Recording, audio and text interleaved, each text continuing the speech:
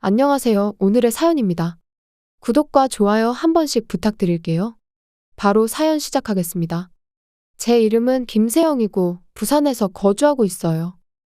4살 연상의 남편과 중학생인 딸, 세진이가 있어요. 우리 부부는 같은 회사에서 근무 중이에요. 원래는 같은 부서에서 일했는데 결혼을 앞두고 남편이 다른 부서로 발령이 났어요. 지금 남편은 야근이 거의 없는 총무부에서 일하고 있어요. 남편은 부서가 마음에 드는지 영업부에 있을 때보다 더 활기차게 일하고 있어요. 야근이 없는 게 너무나 마음에 든다며 일찍 퇴근하니깐 저녁도 당연히 준비해주겠다는 열의를 보였어요. 적극적으로 집안일을 도와주기 시작한 거죠. 지금은 야근이 많은 저보다 요리 솜씨도 청소나 빨래 마무리도 완벽해요. 그런 남편에 대해 사춘기에 접어든 딸은 아빠가 해주는 밥이 더 맛있다며 남편을 피하는 법도 없고 사이좋은 부녀지간이에요. 오히려 제가 일찍 퇴근할 때면 아빠 밥 먹고 싶은데 오늘은 엄마 밥 먹어야 하는 거냐며 장난도 치며 사춘기 특유의 건방진 태도도 보이기도 해요. 물론 사이가 안 좋은 건 아니고 그냥 장난을 치는 것뿐이지만 그래도 딸과 잘 지내는 남편이 가끔은 질투가 날 때도 있어요. 딸을 중심으로 화목한 가족이라고 생각했던 우리 부부였는데 남편의 모습이 조금 달라진 것 같았어요. 그동안 남편에게 옷 입는 것에 대해 말을 해도 제 의견은 절대 들어주지 않았었는데 갑자기 남편이 딸을 데리고 옷을 사러 다니기 시작한 거예요. 딸은 신나서 자기가 잘 코디해 줄 테니 걱정하지 말라며 왠지 모르게 의기양양한 표정을 짓고 함께 외출하는 모습을 최근에 여러 번 목격했어요. 딸의 조언대로 옷을 구입한 남편은 단숨에 멋스러워진 것 같았어요. 그리고 남편은 눈치챈 것 같았어요. 아니, 알고는 있었겠지만 외면하고 있던 것에 눈을 돌리기 시작한 거죠. 바로 머리숱이에요. 나이 탓인지 유전 탓인지 남편의 이마는 많이 까지고 있었어요. 남편 스스로가 아무 말을 하지 않아서 민감한 문제라고 생각해 우리 부부는 아무 말도 하지 못하고 있었는데 어느 날 남편이 꽤 비싼 발모 효과가 있는 샴푸 세트를 구입해 온 거예요. 그러면서 새로 사온 샴푸 세트는 본인 말고는 절대 쓰지 말라며 신신당부하는데 발모 샴푸를 쓸 사람이 아빠 말고는 아무도 없다는 걸 모르냐며 딸이 답했어요. 그런데 갑자기 옷차림에 신경을 쓰기 시작하고 샴푸를 사는 등 남편에게 무슨 일이 생기고 있는 건지. 저는 남편의 급격한 변화가 조금 불안했어요. 그리고 남편의 변화를 발견한 지 한 달이 지났어요. 옷도 익숙해지고 아직 머리카락은 아무런 변화를 볼 수 없지만 주말 중 하루는 혼자 외출을 하는 거예요. 지금까지는 주말이면 하루는 집에서 뒹굴뒹굴하고 다른 하루는 우리와 함께 외출하는 게 매주 주말의 루틴이었어요. 그런데 요즘은 우리랑 같이 외출하는 날을 빼고 혼자서 외출하는 날이 많아졌어요. 게다가 그런 날에는 꼭 멋을 부리는 것 같았어요. 딸이 쓸쓸한 표정으로 저에게 아빠가 요즘 이상한 것 같다며 우리와 함께 외출하는 것보다 더 재밌는 게 있는 것 같다고 했어요. 새로 산 옷들은 가족끼리 놀러 가려고 산 줄 알았는데 아닌 것 같다며 입술이 삐죽 튀어나왔어요. 하지만 저 역시 남편이 어디로 놀러 가는지는 알 수가 없었어요. 그래서 딸에게 다음 주에는 꼭 다 같이 놀러 갈 수 있도록 아빠에게 말해놓겠다고 하고 남편에게 요즘 주말이면 혼자서 어딜 나가는 거냐고 추궁해봤어요. 최근에 좋은 카페를 찾았어. 책 들고 가서 거기서 책 읽으면 너무 좋아. 저는 남편에게 독서 취미가 있다는 걸 결혼하고 나서 처음 알았어요. 남편 방에 있는 건 만화책뿐인 줄 알았는데. 카페 갈 거면 세진이도 데리고 가. 잘 차려입고 가족끼리도 시간을 보내줘야지. 그건 그렇긴 한데. 하지만 카페는 마음 편하게 쉬려고 가는 거라 혼자서만 가고 싶어. 그럼 다음 주에는 세진이랑 함께 나가줘. 남편은 알겠다고 답했고 저도 함께 나가서 바람 쐬자고 해서 우리 모두 다 같이 외출하기로 했어요. 카페 얘기는 좀 변명처럼 들렸지만 다음 주에는 정상적으로 우리와 함께 나들이를 가겠다고 하니 조금은 안심됐어요. 만약 남편이 최근에 혼자 외출을 하고 누군가를 만나고 있었던 거라면 이렇게 빨리 우리와의 약속을 잡을 수 없었을 것 같았기 때문이죠. 다음 날 딸에게 남편과의 대화를 전하자 딸도 안심하는 표정을 지었어요. 그로부터 또 한 달이 지났을 무렵 남편의 머리카락에는 어떠한 변화도 보이지 않는데 매일 정성스럽게 샴푸를 하고 두피 마사지를 하더라고요. 대신 남편의 업무에 변화가 생겼어요. 그동안 야근이 거의 없던 남편이 일주일에 이틀 정도 야근이 생기더라고요. 남편은 지금같이 바쁠 시기에 열심히 근무하면 수입도 늘 거고 총무부에서 승진도 할 수 있을 거라고 했어요. 다른 부서의 일은 잘 모르다 보니 남편의 말을 믿을 수밖에 없었어요. 뭐, 주 2회 정도의 야근이라면 어떻게든 괜찮겠지. 분명 한시적인 거겠지. 이런 생각을 했어요. 딸한테도 남편에 관한 이야기를 전해두었어요. 아빠가 지금 일이 바빠서 야근을 좀 해야 한다고 하니까 그런 날은 엄마가 최대한 일찍 집에 오도록 할게. 엄마는 1년 내내 바쁘니까 어느 정도 이해해 줄 수 있지? 괜찮아. 엄마도 바쁘면 말해줘. 저녁 내가 만들어 놓을 수 있으니까. 이렇게 다정한 딸로 자라고 있었다니 남편에게도 들려주고 싶었어요. 그렇게 남편의 직장 생활은 한 달, 두 달을 이어가더니 어느덧 세 달을 넘겼어요. 매주 꼭 이틀은 야근이라며 늦게 퇴근하는 남편. 그러고는 주말이면 카페에 다녀오겠다고 말 한마디 하고 나가기 시작했어요. 그래도 야근이 없는 날엔 평범한 남편이기에 아무 말도 하지 못하고 있었어요. 그런데 어느 날부터인가 남편을 대하는 딸의 태도가 확연히 달라지기 시작한 거예요.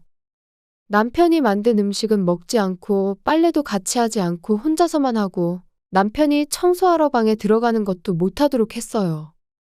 남편을 완전히 피하기 시작한 거죠. 저는 즉시 딸에게 그 이유를 물어봤어요. 지금은 말하고 싶지 않아요. 저한테도 말하고 싶지 않은 것들이 있다고요. 라며 이유를 말해주지 않았어요. 사춘기의 시작인가? 아니면 다른 이유가 있는 건가? 저는 구분할 수 없었고 잠시 지켜보기로 했어요. 그런데 어느 날 평소처럼 남편이 야근하는 날이었어요. 저는 오늘 해야 할 일을 무사히 마무리하고 정시에 퇴근하려고 했는데 그날따라 상사가 급한 일이라며 저에게 일을 떠넘기는 거예요. 그래서 어쩔 수 없이 상사가 부탁한 일을 처리하기로 했어요. 딸에게는 늦을 것 같다고 미리 말해두었고요. 정말 미친 듯이 일을 처리하고 퇴근 시간을 1시간 지나 겨우 일을 퇴근할 수 있었어요.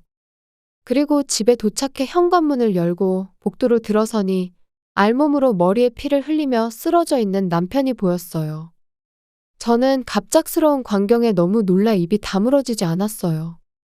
그때 제가 돌아온 걸 알아차린 딸이 저를 보고선 일하느라 수고 많았다며 저보고 오늘 저녁은 뭐냐고 묻는데 마치 남편은 보이지 않는 것처럼 저에게 말을 걸었어요. 세진아, 지금 무슨 일이야? 빨리 구급차 불러. 이미 너무 늦었는데 안 불러도 되지 않을까요? 딸이 이렇게 말했지만 남편은 아직 숨을 쉬고 있는 것 같았어요. 제가 폰을 꺼내 버튼을 누르려고 할 때 밑에서 목소리가 들렸어요.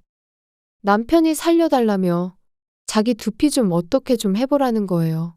아직 늦지 않아서 머리 살릴 수 있다고 말하는데 도통 무슨 말인지 이해가 안 갔어요. 제 머릿속에 의문이 계속 떠오르자 딸이 제 손을 잡고 거실로 데려가 재밌는 거 보여주겠다며 남편의 폰을 보여줬어요. 거기에는 믿고 싶지 않은 진실이 저를 기다리고 있었어요. 거기에는 남편과 어떤 여자가 주고받은 메시지가 있었어요. 내용에는 저와 딸에 대해 주고받은 메시지도 있었고 상대 여자와 애정 표현을 주고받은 것도 남아 있었어요. 아, 남편이 바람을 피우고 있었구나. 의외로 어렵지 않게 이 사실을 받아들일 수 있었어요. 그보다 어쩌면 딸은 이 사실을 전부터 눈치채고 있었을지도 모르겠네요. 딸은 제가 야근으로 늦게 퇴근할 때 남편의 폰에 메시지 알림이 오는 걸 우연히 봤다고 해요. 비밀번호는 딸 생일로 해뒀던 터라 쉽게 볼 수 있었던 거죠. 그런 걸 보고 난 딸은 아빠가 해준 음식은 먹기 싫어졌고 빨래도 남편 것과 같이 돌리기 싫어진 거였죠. 그냥 남편이 더럽다고 느껴졌다네요. 그래도 남편이 복도에 쓰러져 있는 건 이해가 되지 않아 물어봤어요. 발모 샴푸에 내가 제모 크림을 섞어놨어. 딸이 저지른 짓에 저는 큰 소리로 웃음을 터뜨렸어요. 그래서 남편이 계속 두피 이야기를 했던 거였어요. 남편은 딸에게 해도 되는 짓과 하면 안 되는 짓 구분 못하냐고 호통치는데 남편의 머리를 자세히 보니 머리카락이 거의 다 빠져 있었어요. 얼마 남지 않은 머리카락을 애써 쓰다듬는 남편을 보니 정말 한심하게 보였어요. 게다가 살이 분별 못하는 건 남편인데 왜 딸에게 고함을 치냐고 제가 소리쳤고 들고 있던 남편의 폰을 내밀었어요. 남편은 잽싸게 제 손에서 폰을 뺏어서 속옷 차림으로 폰을 만져 메시지들을 지워버렸어요. 그러자 뒤에서 웃는 소리가 들리는데 딸이 이런 거 다 예상되는 행동이라며 처음부터 똑바로 행동했으면 이런 일도 없었을 텐데 라며 이미 메시지들은 다 사진 찍어서 저와 할머니 폰으로 전송해놨다고 했어요. 시어머니에게 사진을 보냈다니 남편의 앞날이 어떻게 될지 기대됐어요. 참고로 남편의 출혈은 이미 멈췄더라고요. 제모 크림이 들어있는 샴푸를 사용하다가 머리카락이 많이 빠지는 거에 놀라 발을 헛디뎌 욕조 모서리에 머리를 부딪힌 거였더라고요. 다친 데가 머리라 부상 정도에 비해 출혈이 많았던 것 같고 금방 일어나서 별일 아닌 것처럼 움직였어요. 구급차를 부르지 않은 게 잘한 일이었죠. 그 후 30분 정도 지났을 때 시부모님이 화난 모습으로 오셨어요. 물론 딸이 보낸 사진을 보고 오셨겠죠. 우리 집에 온 시부모님은 먼저 저에게 사과하셨어요. 이런 일이 생겨서 미안하다며 자신들이 아들 잘못 키운 것 같다고 사과하시는데 시부모님이 정상이셔서 천만다행이었어요. 혹시라도 남편 편을 들면 어쩌나 싶었는데 그런 일은 다행히 없었네요. 남편은 빠진 머리카락에 넋이 나간 채 바닥에 주저앉아 있었어요. 시아버지의 추궁이 이어졌는데 그 여자는 누구며 언제부터 이런 짓 했냐며 호통치는데 남편은 4달 정도 됐고 자기는 유혹에 넘어간 것 뿐이라고 했어요. 그러자 시아버지가 넘어간 것도 다 마음이 있으니까 그런 거라며 변명하지 말라고 소리치셨어요. 시어머니는 저에게 이렇게 물었어요. 며느라, 너희들이 이별을 택한다고 하면 아들한테 당장 이혼 신고서에 사인하라고 할 거야. 아니면 다시 시작하는 것은 어때? 저와 딸은 시어머니의 말이 끝나자마자 이런 상황에서 아무렇지 않게 계속 살기 힘들다고 위자료와 양육비 받고 앞으로 모든 관계를 끊고 싶다고 말했어요. 저와 딸의 결심을 들은 시어머니는 혹시나 해서 챙겨온 이혼 신고서가 있다며 저에게 서명하라고 했고 마땅히 의견을 존중한다고 했어요. 그런데 그걸 보던 남편이 소리를 질렀어요. 잠깐만요. 제 의견은 어떻게 되는 거예요? 저는 헤어지자는 말 한마디도 하지 않았어요. 남편은 이 지경에 이르러서도 헤어질 생각이 없다고 말하는데 저는 더 이상 남편과 대화할 엄두가 나지 않았어요.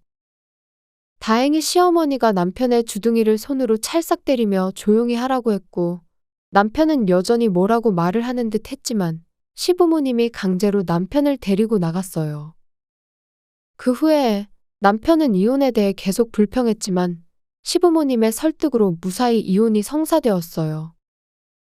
위자료, 양육비 모두 제가 제시한 금액을 전액 지급하기로 합의했고요.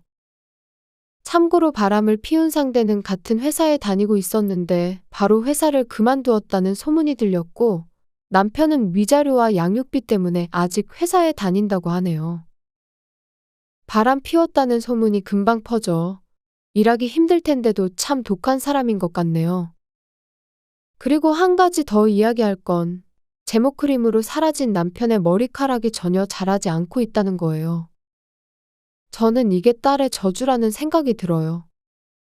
정말 상상만 해도 꼬시네요. 딸과 저는 새 아파트를 얻어 이사했어요. 딸이 집안일도 도와주고 해서 잘 적응하며 행복한 시간을 보내고 있어요. 시부모님과도 주기적으로 연락 주고받고 있고 고민이 있을 때면 상담도 받고 있네요. 딸에게 아빠가 없는 만큼 외롭지 않도록 애정을 듬뿍 담아 앞으로 친구 같은 엄마가 돼 주도록 최선을 다해보려고 합니다. 시청해주셔서 감사합니다. 그럼 다음 영상에서 다시 뵙겠습니다.